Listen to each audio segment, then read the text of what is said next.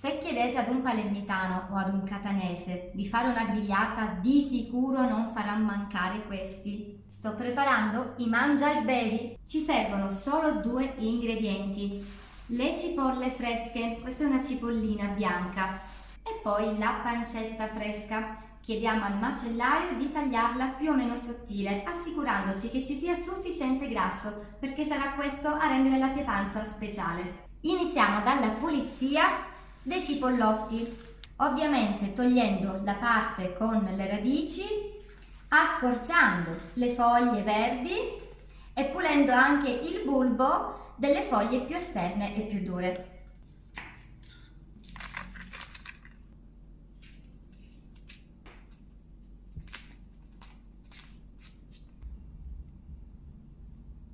Pulite e sciacquate.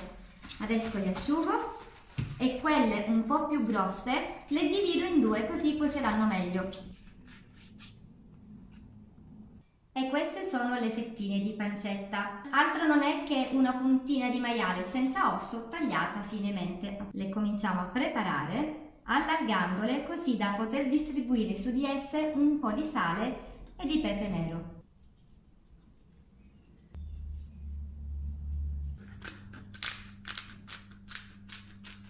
E adesso non resta che avvolgere ogni fettina di pancetta attorno ad un cipollotto.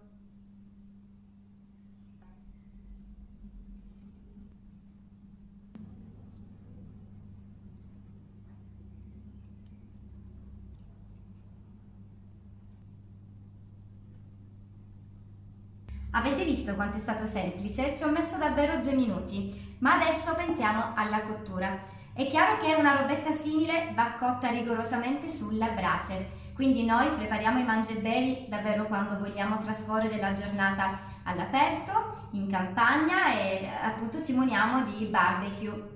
È vero però che non tutti magari possono avere questo privilegio o l'occasione propizia, e allora anche io oggi mi accontenterò del forno di casa. Utilizziamo la griglia del forno, ci permetterà di far colare il grasso della carne e di non ritrovarci involtini poi appunto annegati nel loro liquido.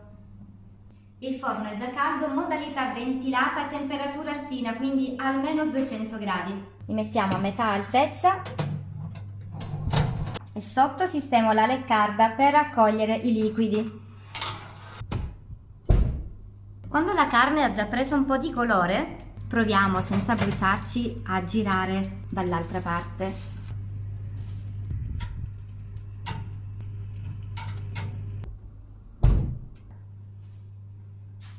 Pronti in poco più di un quarto d'ora. Dorati, croccanti fuori e morbidi dentro. Adesso completo con un altro pizzico di pepe e non può mancare una spruzzata di limone. E adesso subito a tavola perché vanno mangiati caldissimi.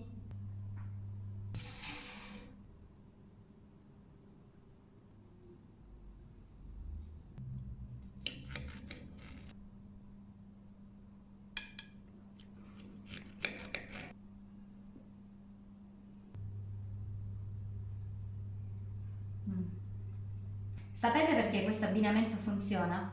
La morbidezza e la dolcezza della cipolla contrasta magnificamente la sapidità della carne, che tra l'altro diventa anche croccante. Il risultato è davvero eccezionale. Se provate la ricetta, fatemelo sapere.